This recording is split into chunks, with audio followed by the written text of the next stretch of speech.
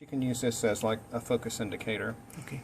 Right now, actually, this up to this point, we have this is calibrated for, because we are putting a new objective lens, isn't it, 100x? Yeah. So can you please also? Yeah, I'll put that in for you when we get done. So, okay, so so right now, if we wanted to capture an image, there's a couple of ways you can do that. You can simply just this is. If you click that, that's just going to be capture. So at this point, it's a little misleading in that you think that, okay, I've captured this image. Well, you've captured it, but you haven't saved it yet. So what this is useful for is to freeze the image, especially if you're doing fluorescence, because then you can, you know, turn off the light going to your sample, and you can do some measurements or whatever stuff you want to do without continuing to bombard your sample and photo bleach it, as well as, you know, if you're doing measurements just here in bright field, if you accidentally bump the microscope or you know, hit the stage or something, then your sample shifts a little bit and then all those measurements are off. So at this point, if you actually want to save this, you can do File, Save As, and then you can save it wherever you want. Now, we would recommend that you save things as TIFFs. So pull this down. And the reason you want to save things as TIFFs, right there, yeah, is that if you save it as a JPEG, any annotation you make on that image is going to be permanently burned into that image. So if in the future, if you wanted to put that image on a poster, but you didn't want all those annotations, you're out of luck.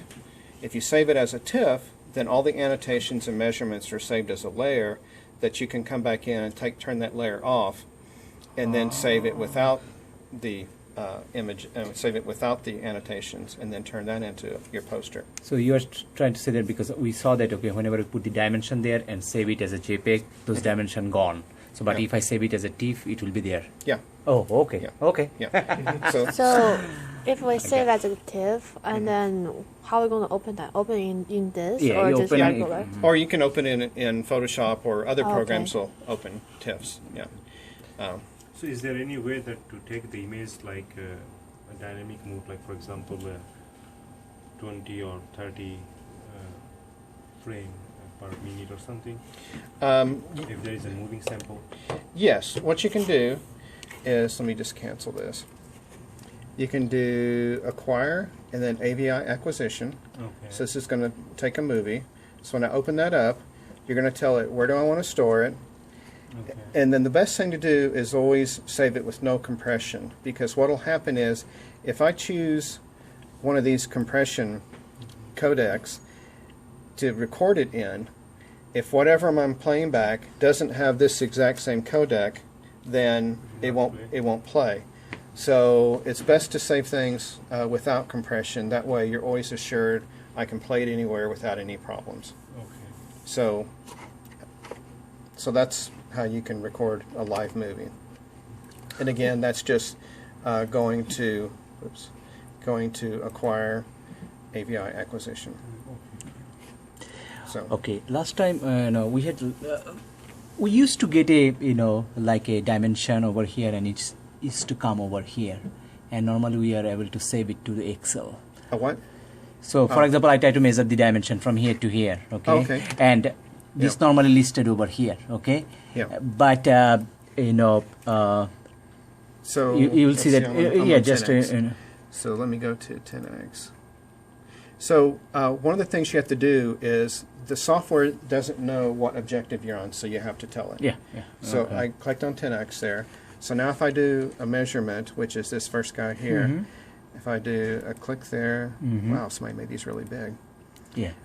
So So you say that it does not, I think the value does not, did it come here? let's see. Normally it's, Yeah. okay. So let me do this. Let me. Sometimes it does, sometimes it does not. You know, that's, I'm saying, trying to say that, okay, what is the tricks? Yeah.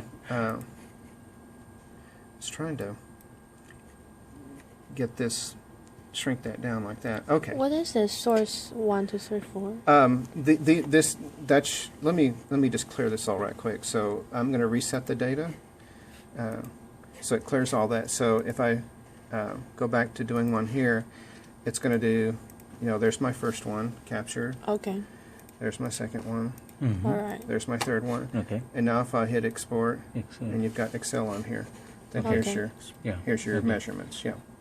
Okay, yeah, it worked by somehow. So, Yeah. for my case, sometimes it doesn't appear, it doesn't do that, that automatically. Is there anything normally No, by somehow? it should. Always, okay. Yeah. Okay. Now, what I would do is, somebody has made these like really, really big. So I'm just right mouse clicking on Mhm. that, going to properties, and I'm going to make the text size maybe 14 and make it black. And then click apply, and then OK. And then let's see. I'm not, I think. trying to figure out how I can make these X's smaller. I've never seen the X's like that. Let's see. Oh. Let me try. Oh. Yeah, I can't. That line in there is so small I can't even see it. So what I did now is I just clicked on, make sure I had the pointer, and I clicked on the right mouse click on the line and go to properties. No, I'm still in the text. Okay, so now I've got the line. So if I click on that, go to the line, I'm going to make the line width more like 2 and make it black. And then you can pick the ends to be like that. Okay, so that's more reasonable for a line. Yeah. So you'll have to. Mm-hmm. So now if I do another one, let's see what happens. Yeah.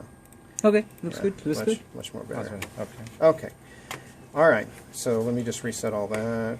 Okay. Okay. So, and then here's where you can. Let's see here. Oops. So this is annotations. This little guy here. So this is show annotations. So if I want to save this now. So say you want this picture right here. You want to put this in a PowerPoint for your lab meeting. So I can simply hit X. And now it says View Snapshot instead of whatever it said before. I should have pointed that out before I did that. So now if I do File, Save As, I'm just going to put this on the desktop. I'm going to call this Test. And you can save that as a JPEG because we're just going to display this. We're not saving this for permanent data. Now if I turn the annotations back on, oops. Oh, did I clear all those? Oh, so we're still in That picture. Yeah, let me go back to live here. And then if I turn the annotations back on, I guess I cleared them.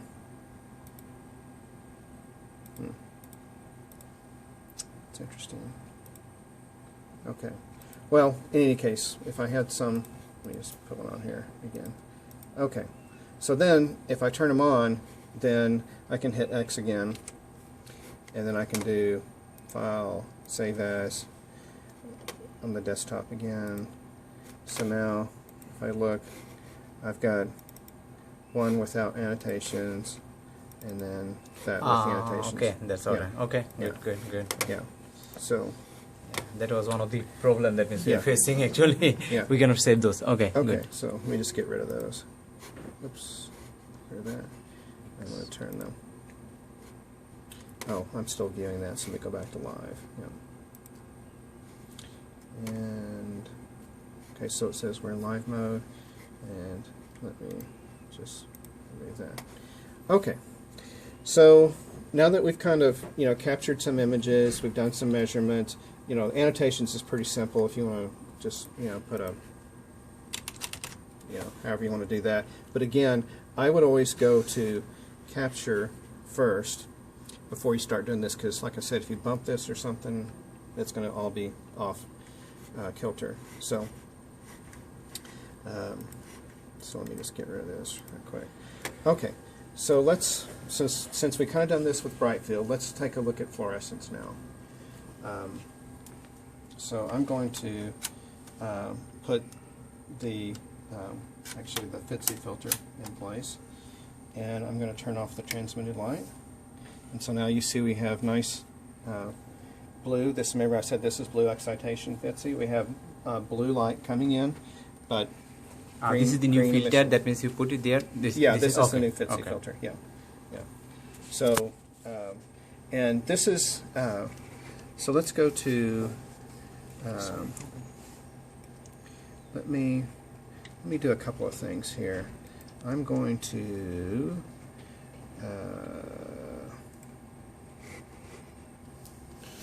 I'm going to do a couple of housekeeping things here. Oops.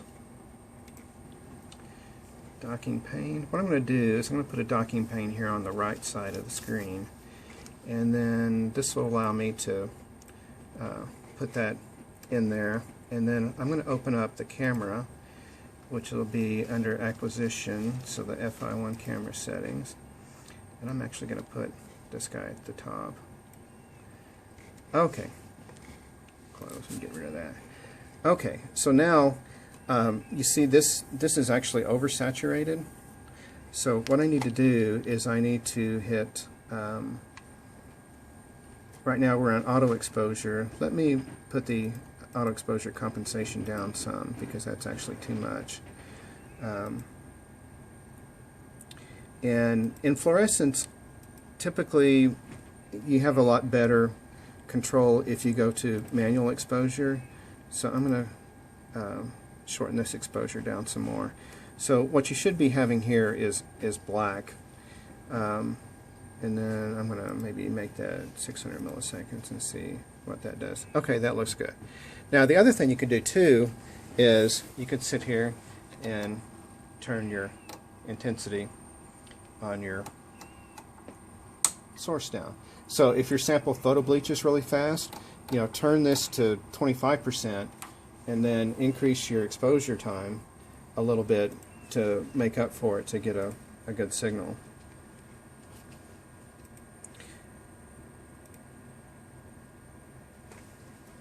Now the flip side of this is that when you have a long exposure time, as I change this, it's only going to take a frame almost, you know, one almost every second.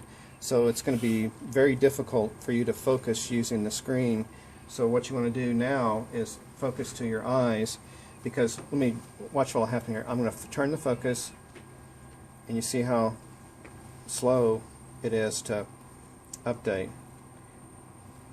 So it makes it really hard for you to focus with that long of an exposure time. So I'm going to shorten the exposure time by going back to very bright and reducing the exposure time to 400 milliseconds.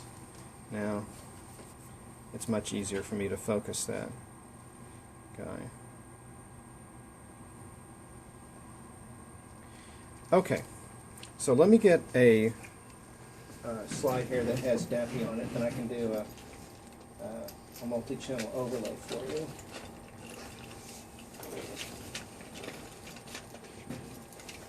It's not going to work. That's not the other one.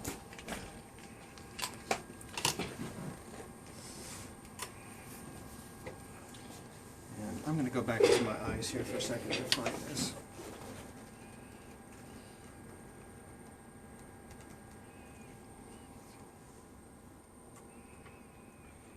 Can we turn out the lights? In the overhead lights?